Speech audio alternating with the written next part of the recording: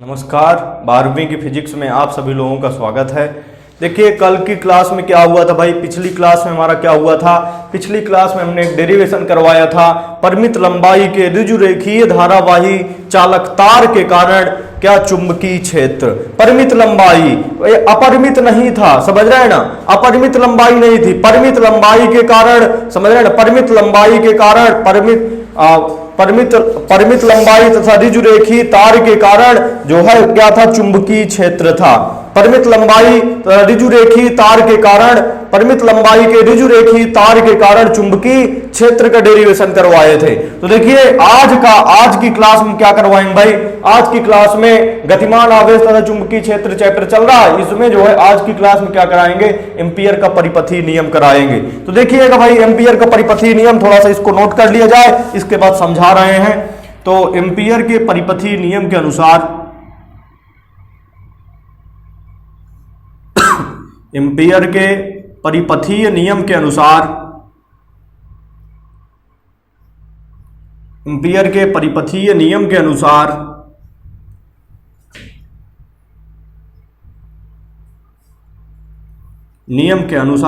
किसी बंद पृष्ठ की सीमा के अनुदेश, किसी बंद पृष्ठ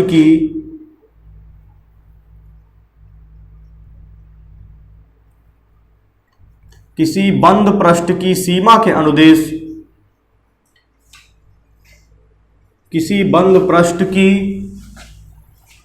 एम्पियर के परिपथीय नियम के अनुसार किसी बंद पृष्ठ की सीमा के अनुदेश, किसी बंद पृष्ठ की सीमा के अनुदेश, किसी बंद पृष्ठ की सीमा के अनुदेश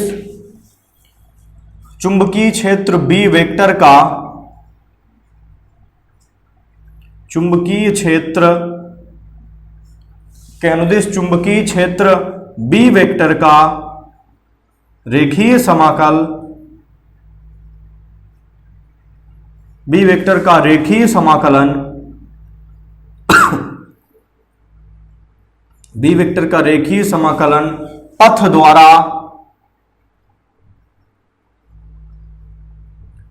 द्वारा घिरी नेट धारा का, नेट का मतलब कुल धारा है, समझ रहे हैं ना, पथ द्वारा घिरी नेट धारा I का, नेट धारा I का म्यू जीरो गुना होता है, म्यू जीरो गुना होता है, म्यू जीरो गुना होता है।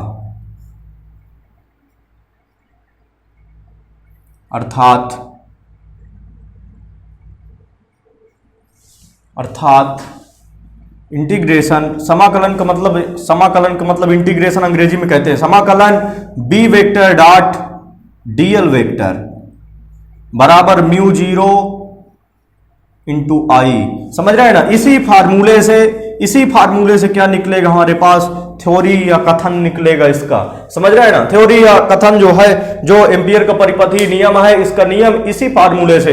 यदि आपको यह फार्मूला याद है और यह समझ लीजिए कि एम्पियर का परिपथीय नियम एक बहुत महत्वपूर्ण टॉपिक है, समझ रहे हैं ना। परीक्षा में आप क्वेश्चन बैंक उठा के देखिए, चाहे अवतार देखिए, चाहे क्वेश्चन बैंक आती विद्या देखिए, समझ रहे हैं ना, उसमें हर सन में ये लगभग मिलेगा आपको, कई सन पड़े हुए हैं। तो एम्पियर का परिपथीय नियम इस चैप्टर का सबसे महत्वपूर्ण टॉपिक कह सकते हैं, समझ रहे हैं ना। इस चैप्टर का सबसे महत्वपूर्ण टॉपिक एम्पियर का परिपथीय नियम और एम्पियर के परिपथीय नियम के अनुप्रयोग, दो टॉपिक है, समझ रहे हैं ना। एम्पियर का परिपथीय नियम और एम्पियर के परिपथीय नियम के अनुप्रयोग में 2-3 अनुप्रयोग हैं जो कि काफी महत्वपूर्ण है। तो देखिएगा, समझिएगा, यहां से डीएल वेक्टर ये लंबाई है, समझ रहे हैं ना, सूक्ष्म लंबाई है। जैसे हमारे पास पथ होगा, पथ की सूक्ष्म लंबाई है, तो यहां से हमारे पास मान लीजिए जो है ये डीएल वेक्टर एक लंबाई है, लंबाई के अनुदिश जो समाकलन होगा, लंबाई के सापेक्ष जो समाकलन होगा, जैसे समाकलन x dx, तो किसके सापेक्ष हो रहा है, x के सापेक्ष,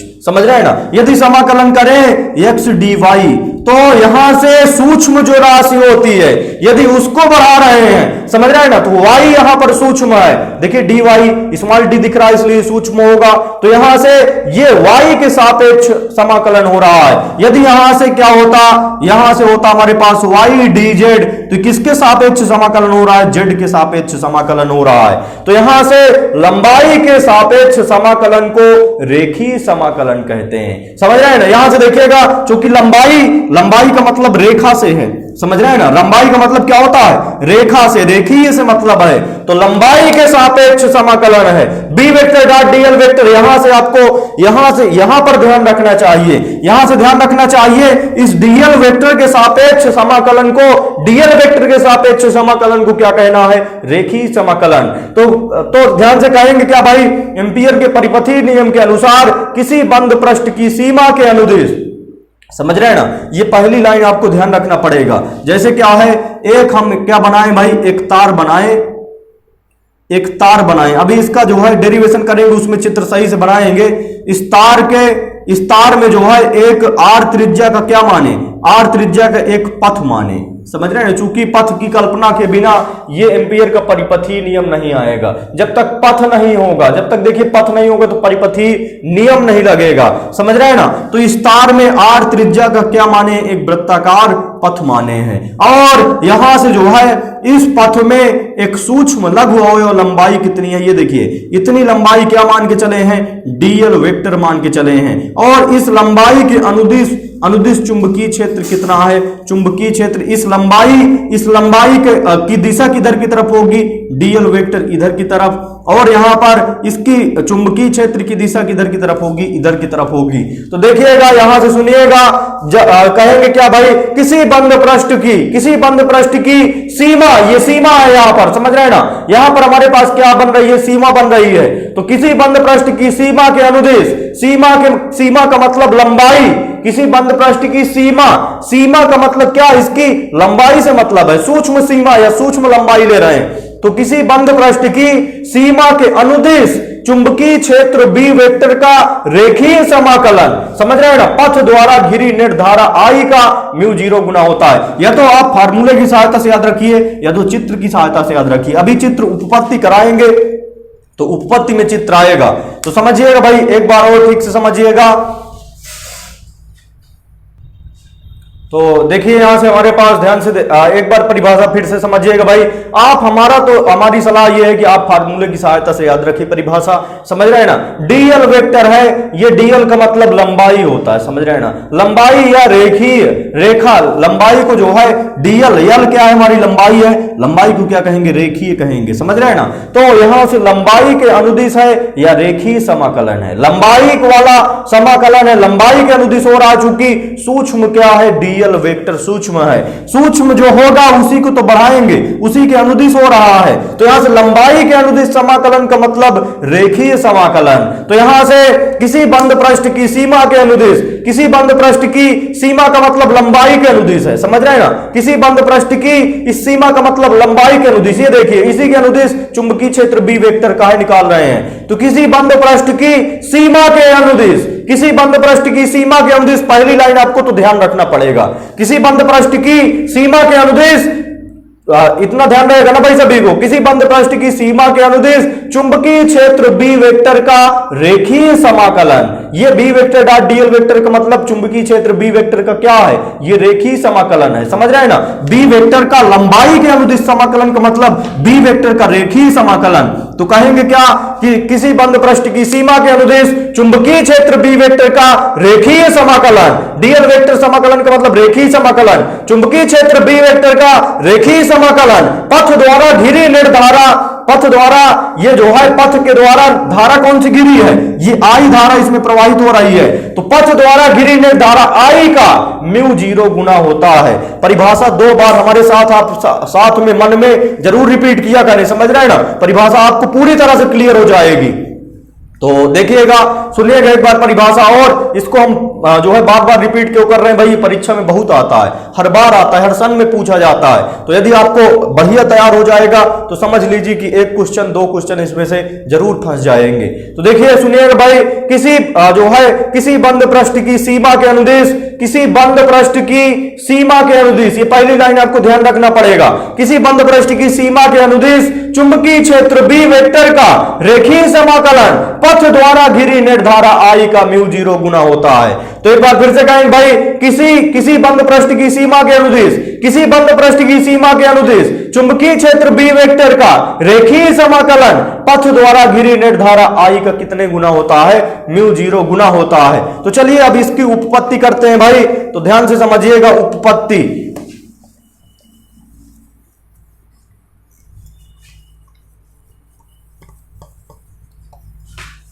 इसकी एम्पियर के परिपथीय नियम की क्या करेंगे, ये तो अभी जो है कथन था, अब क्या करेंगे, इसकी उपपत्ति आती, परीक्षा में आती है भाई, समझ रहे हैं ना, कथन लिखिए और उसकी उपपत्ति कीजिए। तो चलिए देखते हैं यहां से उपपत्ति। तो यहां से देखिएगा भाई, इसकी उपपत्ति में थोड़ा सा थ्योरी लिख लें, समझ रहे हैं ना, चित्र आप बनाएंगे, अभी थोड़ा सा थ्योरी पहले नोट कर लें। माना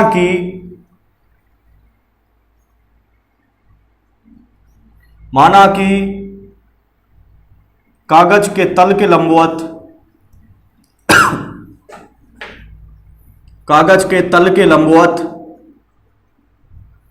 माना कि कागज के तल के लंबवत एक लंबी तार, लंबी का मतलब अनंत की कंडीशन बनेगी, समझ रहे हैं ना, एक लंबी ले रहे हैं मतलब अनंत लंबाई की तार लेंगे। तो यहां से एक लंबी तार XY है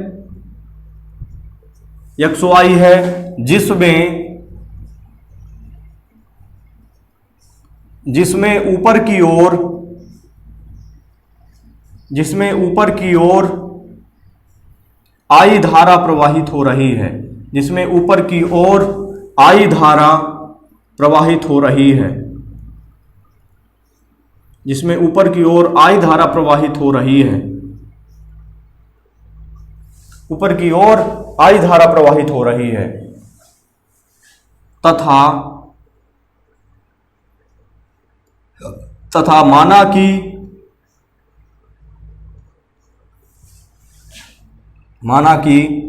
तार में एक बिंदु O है, माना कि तार में एक बिंदु O है तथा O बिंदु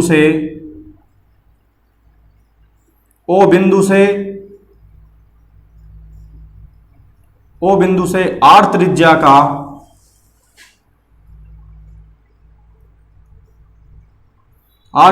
का एक वृत्ताकार पथ है। O बिंदु से R त्रिज्या का एक वृत्ताकार पथ है। चलिए चित्र देखते हैं। अब सबसे पहले तार माने थे, तो एक जो है एक XY क्या है, ये तार है। देखिएगा भाई XY क्या है, यहां पर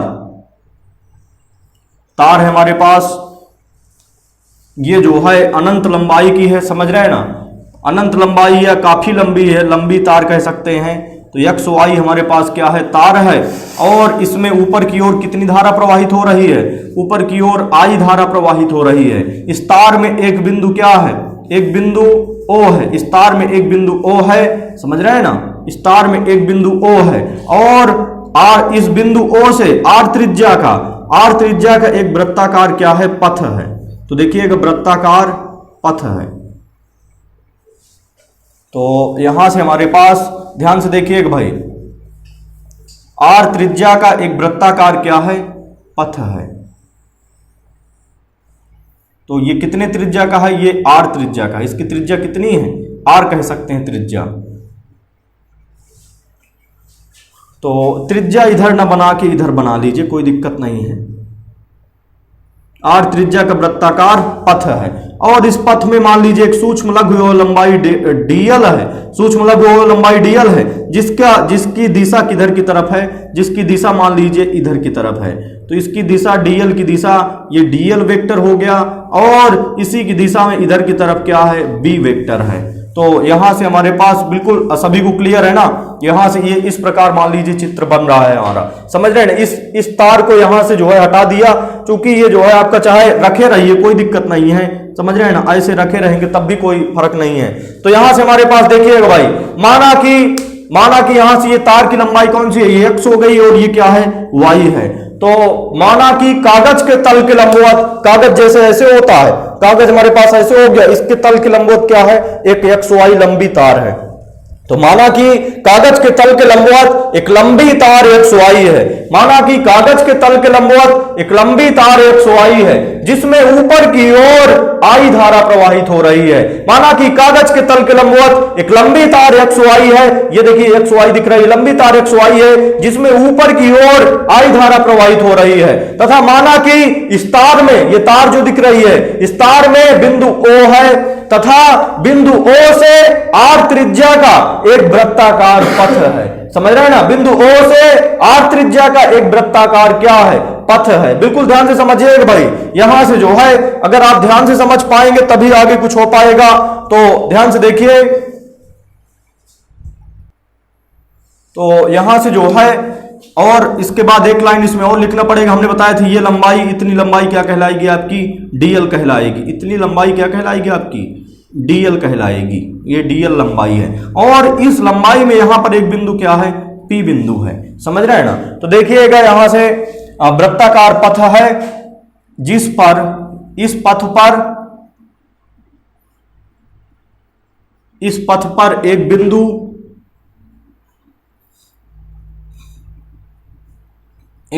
P है, इस पथ पर एक बिंदु क्या है, P है। अतः लंबी तार XY के कारण, लंबी तार XY के कारण बिंदु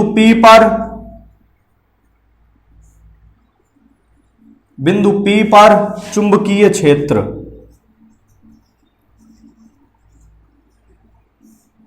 बिंदु P पर चुंबकीय क्षेत्र।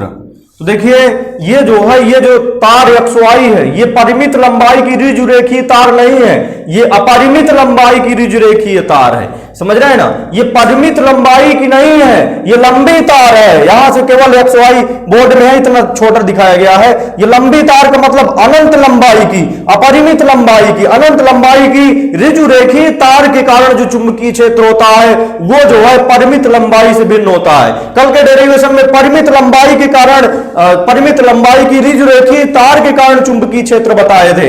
आज यहां पर जो यूज हो रहा है अपरिमित लंबाई के कारण, अनंत लंबाई के कारण, समझ रहे हैं ना, अनंत लंबाई के ऋजुरेखीय तार के कारण, ऋजुरेखीय मतलब सीधा तार, अनंत लंबाई के ऋजुरेखीय तार के कारण चुंबकीय क्षेत्र कितना होगा, चुंबकीय क्षेत्र B बराबर होता है एक formula μ0 I upon 2 pi r। ये आगे अभी मिलेगा, अनुप्रयोग में ही मिलेगा, तो बिल्कुल घबराना नहीं है, ना तो कोई जो है समस्या उत्पन्न होनी चाहिए आपके साथ। ये जो है क्या होना चाहिए, केवल आप समझ लीजिए, यहां पर समझ रहे हैं ना, इसका ये डेरिवेशन आगे आएगा। अनंत लंबाई की ऋजुरेखीय तार के कारण चुंबकीय क्षेत्र, समझ रहे हैं ना। तो ये अनंत लंबाई की ऋजुरेखीय तार के कारण, समझ रहे हैं, इस तार के कारण बिंदु P पर चुंबकीय क्षेत्र है। अनंत लंबाई की ऋजुरेखीय तार के कारण यहां बिंदु P पर क्या है, चुंबकीय क्षेत्र। तो B बराबर कितना हो जाएगा, μ0 I अपान 2 पाई r। तब यहां से हमारे पास बनेगा, ध्यान समझिएगा, तब कंडीशन क्या आएगी भाई, तब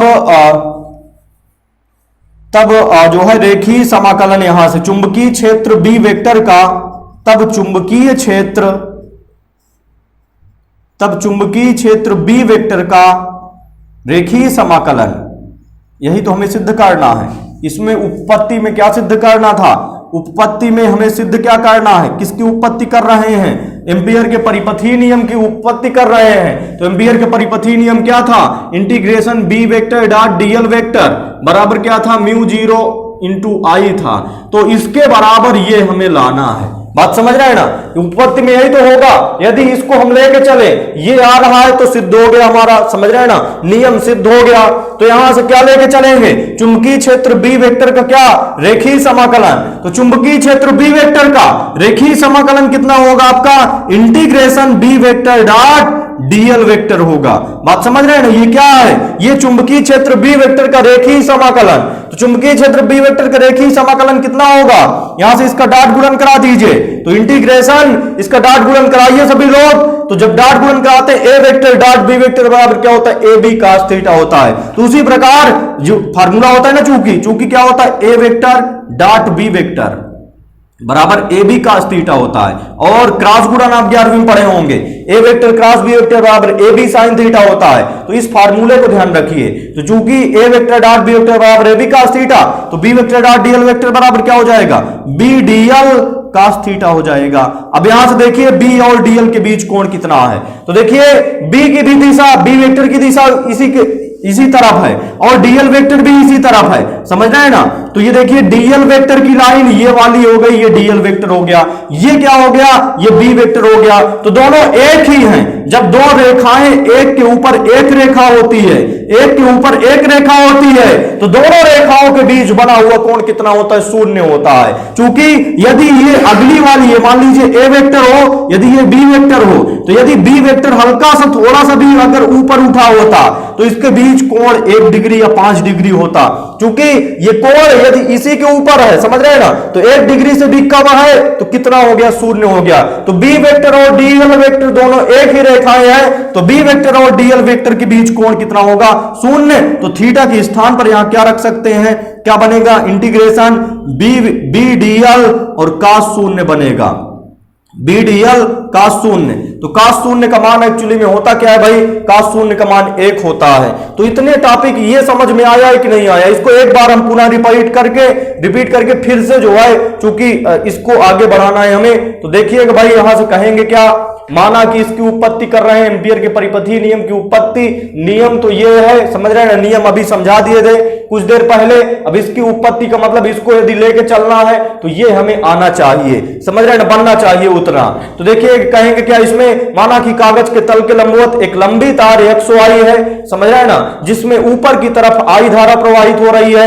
माना कि कागज के तल के लंबवत एक लंबी तार XY है, जिसमें ऊपर की तरफ I धारा प्रवाहित हो रही है, तथा इस तार में बिंदु O है, बिंदु O से R त्रिज्या का एक वृत्ताकार पथ है, तथा माना कि बिंदु O से R त्रिज्या का एक वृत्ताकार पथ है। इस पथ पर बिंदु P है, समझ रहे हैं ना। अतः XY तार XY के कारण बिंदु P पर चुंबकीय क्षेत्र, लंबी तार XY के कारण बिंदु P पर चुंबकीय क्षेत्र। तो अनंत लंबाई के तार के कारण, अनंत लंबाई की ऋजु रेखीय तार के कारण क्या चुंबकीय क्षेत्र बनता है, B बराबर म्यू 0I/2 पाई आर। ये आगे डेरिवेशन मिलेगा, समझ रहे हैं ना, पीछे इसका यूज हुआ है, आगे मिलेगा। अब इसके बाद तब चुंबकीय क्षेत्र B वेक्टर का रेखीय समाकलन, इसको क्या कहेंगे, चुंबकीय क्षेत्र B वेक्टर का रेखीय समाकलन। तो ये लेके चलना है, रेखीय समाकलन B vector dot dl vector बराबर, इसका डॉट गुणन कितना होगा, B डीएल cos थीटा। अब यहां से B वेक्टर और डीएल वेक्टर के बीच जो कोण होगा, देखिए दोनों एक ही लाइन है, समझ रहे हैं ना, दोनों एक ही लाइनों के बीच जो कोण बनता है सदैव शून्य बनता है। तो बी वेक्टर और डीएल वेक्टर के बीच कोण थीटा कितना होगा, शून्य होगा। अब सुनिएगा, यहां से भाई cos शून्य दिख रहा है, तो ध्यान से देखिएगा।